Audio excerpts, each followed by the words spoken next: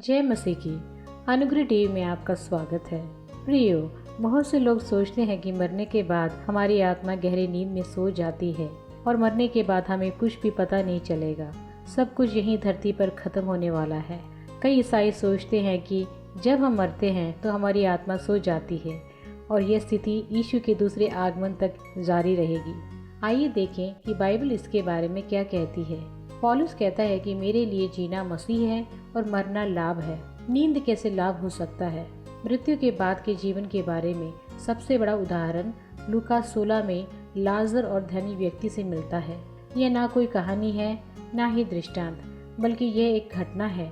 39 दृष्टांतों में कहीं भी यीशु किसी व्यक्ति के नाम का प्रयोग नहीं करता।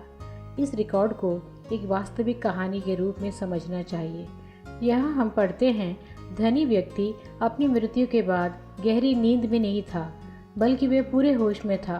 वे लोगों को देख, बोल, सुन और पहचान सकता था। इसके अलावा उसके पास व्यक्तित्व के पूरे गुण थे। पहला, उसके पास बौद्धिक क्षमता थी।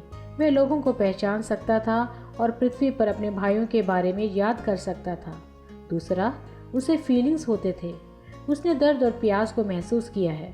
तीसरा, उसके पास इच्छा शक्ति थी। उसने लाजर को अपने भाइयों के लिए पृथ्वी पर भेजने के लिए कहा।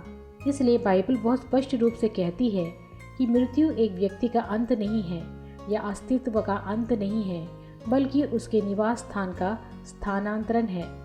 हम अपनी मृत्यु के बाद भी सभी बौद्धिक क्षमता और अच्छी चेतना में जीते रहेंगे। जब बाइबल आत्मा की नींद की बात करती है तो इसका मतलब यह नहीं कि आत्मा मृत्यु के बाद हमेशा के लिए सोती है, बल्कि इसका मतलब आत्मा आराम कर रही है। इस दुनिया के कष्ट भरे जीवन के बाद आत्मा विश्राम कर रही है। पवित्र शास्त्र बताता है कि मृत्यु मतलब शरीर से अनुपस्थित होना और मसीह के साथ उपस्थित होना है। प्रियो, गलत मत समझो, हमारी मृत्यु से सब कुछ खत्म नहीं होने वाला है।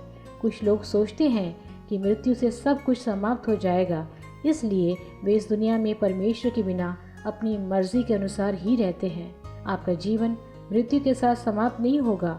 आपकी मृत्यु के साथ क्या समाप्त होगा? बस आपका भौतिक जीवन जो पृथ्वी पर है, लेकिन एक आध्यात्मिक दुनिया है जहां आप अपना अनंत काल बिताएंगे।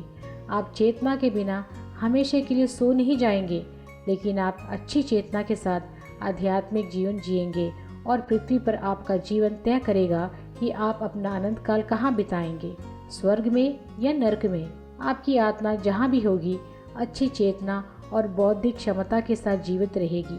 तो आपके लिए अब यह तय करने का समय है कि आप अपना अनंत काल स्वर्ग या नरक में कहाँ बिताना चाहते हैं।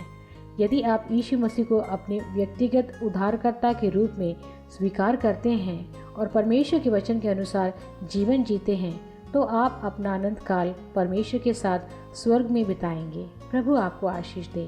प्रियो, इस प्रकार की नई नई वीडियो के साथ हम आपसे मिलते रहेंगे। अगर आपको ये वीडियो पसंद आया तो हमारे इस चैनल को सब्सक्राइब कीजिए और बेल आइकन दबाइए। प्रभु आपको आशीष दे। God bless you.